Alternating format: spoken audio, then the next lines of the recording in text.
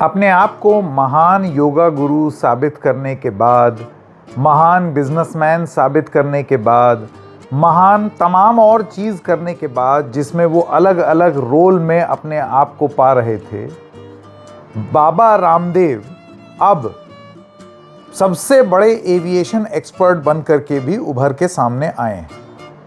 ये वो रामदेव हैं जो डॉक्टरों से पंगा ले लेते हैं और कोर्ट में फटकार सुनते हैं, जो शरबत में जिहाद ढूंढते हैं और कोर्ट से फटकार सुन लेते हैं। आए दिन कुछ ना कुछ बवाल चलता रहता है इनको लेकर के, और अब एक नया चोगा इन्होंने ओढ़ लिया है एविएशन एक्सपर्ट का। सोचिए कितनी पढ़ाई की होगी इन्होंने कि एकदम से रातों रात रामदेव बिजनेसमैन और योग गुरु के साथ साथ अब एवियोनिक्स के एक्सपर्ट, ब्लैक बॉक्स के एक्सपर्ट, डाइट जो फ्लाइट डेटा रिकॉर्डर है उसके एक्सपर्ट, हर चीज़ के एक्सपर्ट बन गए। इतने एक्सपर्ट बन गए कि वो इस नतीजे पर पहुंच गए कि अभी जांच खत्म हुई नहीं, जांच शुरू ही नहीं हुई है, उससे पहले इन्होंने ये पाया है कि ये एक तुर्की की साजिश है जिसमें वो अहमदाबाद का विमान नीचे गिर गया। देखिए, जांच का विषय है, अभी किसी को भी किसी भी चीज़ को हाँ और किसी भी चीज़ को ना बोलने में जल्दबाजी करना गलत है, और वो इसलिए क्योंकि ये लोगों को प्रभावित करेगा। क्या सरकार ये चीज़ बोल रही है? क्या सरकार की जांच खत्म हो गई है? नहीं। लेकिन रामदेव स्वयंभू एविएशन एक्सपर्ट अब ये मानते हैं कि तुर्की इसके लिए जिम्मेदार है। ये पूरा मामला क्या है, उन्होंने बोला क्या है, और ये जो तुर्की वाला कनेक्शन है इसका पूरा सच क्या है, ये सारी चीज़ें आपको आज बताएंगे।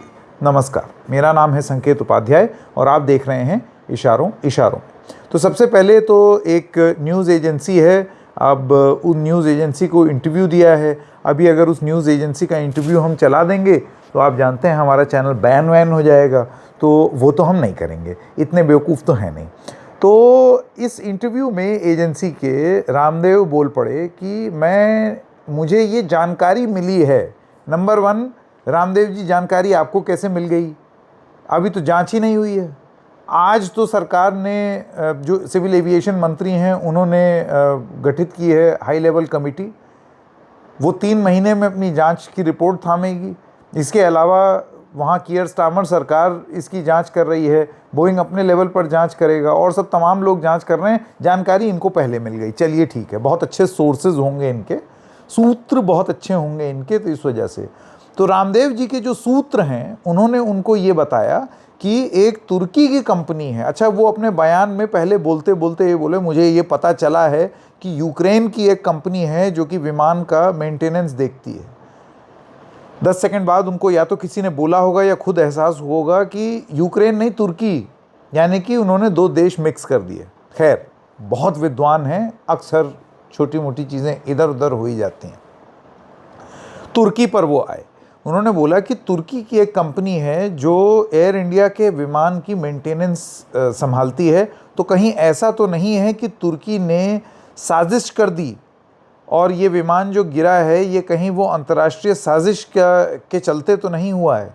ये बड़ा गंभीर आरोप उन्होंने लगा दिया। अच्छा, अब ये उन्होंने आरोप लगाया और वो ये बोल करके चले गए। सबसे पहली बात, रामदेव के पास कोई एक्सपर्टीज़ नहीं है कि वो एक एविएशन एक्सपर्ट की तरह बोले। जैसे कि तमाम बार जब आप आलोचना करते हैं ना, इस तरीके की चीज़ बोलते हैं कि वो इसके एक्सपर्ट नहीं, तो पत्रकारों को ये एक फेवरेट एक्टिविटी हो गई है बहुत सारे लोगों की, जिसमें पत्रकारों को ये बोला जाता है, तो तुम भी तो एक्सपर्ट नहीं हो, हर चीज़ पे क्या ज्ञान बांट रहे हो?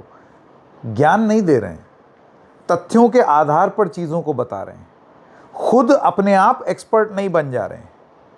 पत्रकारिता का सबसे पहला धर्म ये होता है, obviously journalist is also a generalist, आपको जानकारी रखना ज़रूरी है, लेकिन आप कभी भी ये दावा नहीं करेंगे कि आप सर्वज्ञानी हैं।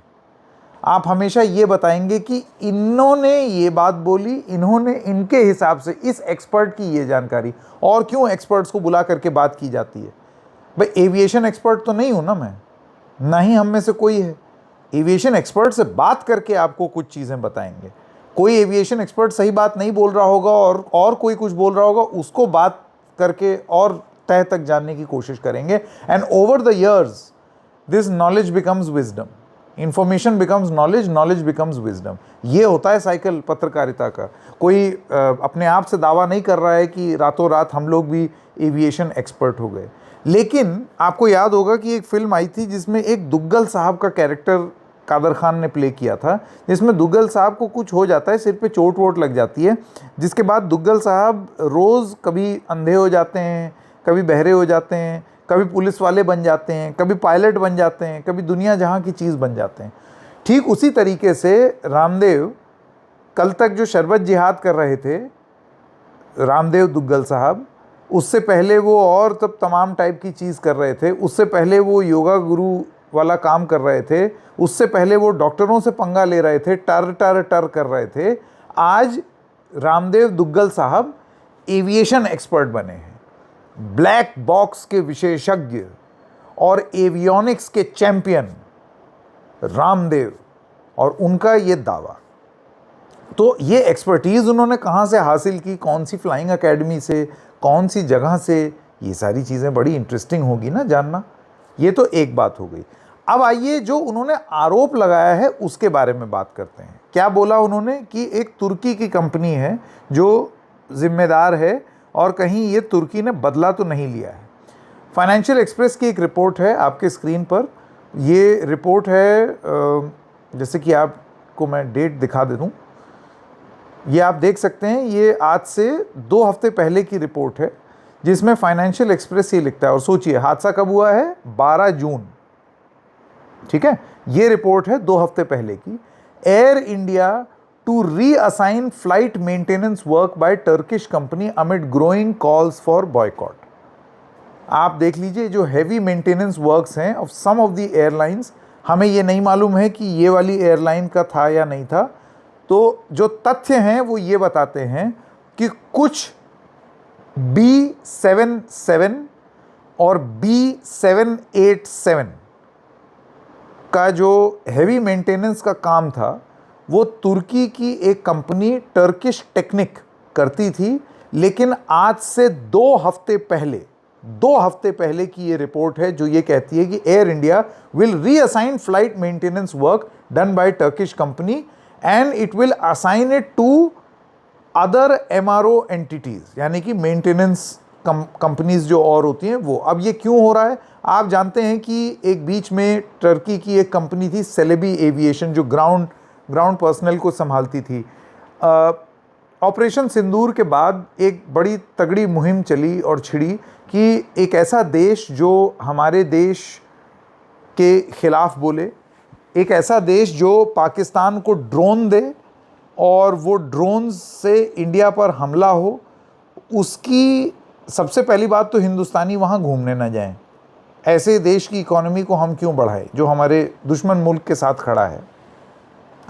और इसी के साथ साथ हमको उनकी कंपनीज़ को इजाज़त क्यों दी जाए कि वो एविएशन जैसे सेक्टर में वो काम करें, इतना सेंसिटिव सेक्टर। तो इसको ले करके सरकार ने एक फ़ैसला लिया कि सेलेबी एविएशन नाम की जो कंपनी है, जिसकी इंडियन एंटिटी यहाँ पर ग्राउंड पर्सनल का काम करती थी, उसका कॉन्ट्रैक्ट हम लोगों ने कैंसिल किया, रिवोक किया, क्योंकि उसकी टर्किश सरकार से लेन देन थी। ठीक वैसे ही टर्किश टेक्निक, इस कंपनी के भी तार तुर्की की सरकार से जुड़ते हैं, तुर्की की कंपनी है। इसको एयर इंडिया ने इसलिए लिया क्योंकि उस समय इस तरीके का माहौल नहीं था और ग्लोबल सप्लाई चेन के हिसाब से ये चीज़ उनको ठीक लग रही थी। लेकिन 2 हफ्ते पहले ही एक रिपोर्ट में ये चीज़ बोल दी गई है कि हम ये सुविधाएं अब नहीं लेंगे। एक और रिपोर्ट है, मैं आपको दिखा दूं, ये देखिए, ये आपके स्क्रीन पर है। ये है NDTV और टाइम्स ऑफ इंडिया दोनों की खबर है, जिसमें दोनों ही खबरें, जैसे ये देखिए, ये NDTV की खबर अब स्क्रीन पर आपके चल रही है, जो कि कुछ दिनों पुरानी है। 1 जून 2025 को ये खबर की गई है, जिसमें एयर इंडिया ये बता रहा है कि हम टर्किश टेक्निक से अपना जो बोइंग 777 एयरक्राफ्ट का पूरा मेंटेनेंस का काम है वो हम वाइंड अप कर रहे हैं। ये एक्सीडेंट कब हुआ है, 12 जून को। ये खबर कब आई है, ये है 1 जून की। अब एक चीज़ बहुत इंटरेस्टिंग होगी, अब ये बाबा रामदेव बोलें या ना बोलें, लेकिन क्या ऐसा तो नहीं है कि अपनी मेंटेनेंस एक से लेकर के दूसरे को करने के चक्कर में कुछ गड़बड़ हुई? What was the nature of the problem? क्या टर्किश टेक्निक अभी भी वो मेंटेनेंस मुहैया करा रही थी? ये सारी चीज़ें हम कब जानेंगे? ये सारी चीज़ें हम तब जानेंगे जब जांच पूरी हो जाएगी। एविएशन एक ऐसा सेक्टर है कि आप जान लीजिए कि इसमें अगर कोई चीज़ कुछ गड़बड़ी हुई है तो एक एक चीज़ का पता लग सकता है जांच में, एक एक चीज़ का। मतलब ऐसे ऐसे फ्लाइट डेटा रिकॉर्डर्स और ब्लैक बॉक्स होते हैं कि हमारे एक एक्सपर्ट बता रहे थे, आप कॉकपिट में खांस भी दें उसकी भी रिकॉर्डिंग होगी। इतनी डिटेल में चीज़ें पता रहती हैं। तो अगर कोई चीज़ गड़बड़ जानबूझ के की गई है तो वो जांच में निकल आएगी।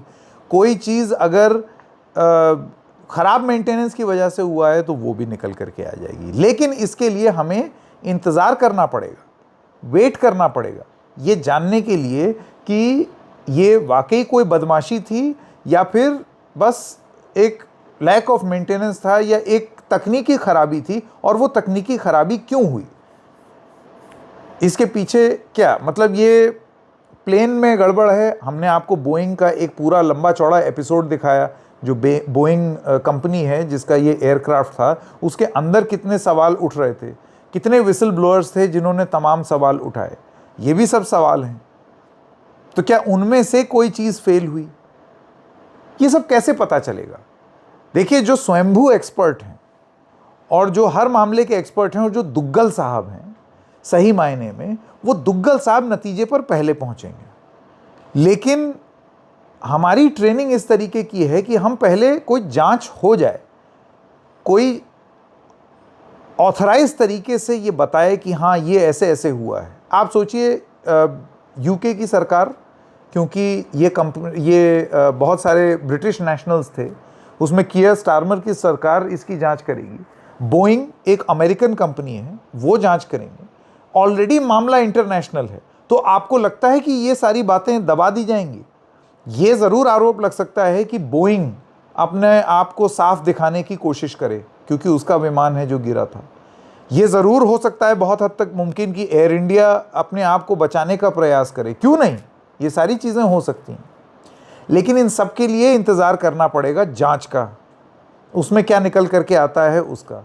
उससे पहले ही अगर कोई कॉन्स्पिरेसी बता देगा तो फिर बहुत बड़ा एक्सपर्ट ही होगा रामदेव जी की तरह, जिसको इसमें एकदम तुरंत पहले से ही ये सारी चीज़ें दिख रही होंगी। जाते जाते एक आखिरी बात, रामदेव जी ने ये भी बोला कि हमको आत्मनिर्भर होना पड़ेगा और ऐसी क्रिटिकल जगहों पर हमें बिल्कुल विदेश से कोई भी चीज़ नहीं लेनी चाहिए। रामदेव जी, अगर तुर्की दुश्मन मुल्क है और ड्रोन्स मुहैया करा रहा है पाकिस्तान को जिससे हिंदुस्तान पर हमला हुआ, तो अमेरिका के फाइटर जेट्स इस्तेमाल कर रहा है पाकिस्तान एयरफोर्स। फिर इस लॉजिक के हिसाब से अमेरिका भी दुश्मन है। फिर इस लॉजिक के हिसाब से ये जो कंपनी है जिसका विमान है एयर इंडिया के पास, बोइंग, वो भी अमेरिकन है। तो फिर कायदे से तो हम लोगों को सही में खुद ही अपने विमान भी बनाने चाहिए, आइडियली तो बनाने चाहिए। लेकिन क्या ऐसा होगा? हर समय इस तरीके की बातचीत, अधकचरे ज्ञान से बोली हुई बातचीत, जरूरी नहीं है कि वो सही हो, उस पर चर्चा जरूर हो सकती है, जैसे कि पिछले 13 मिनट और 50 सेकंड से हम लोग कर रहे हैं। खैर, इशारों इशारों में बस इतना ही।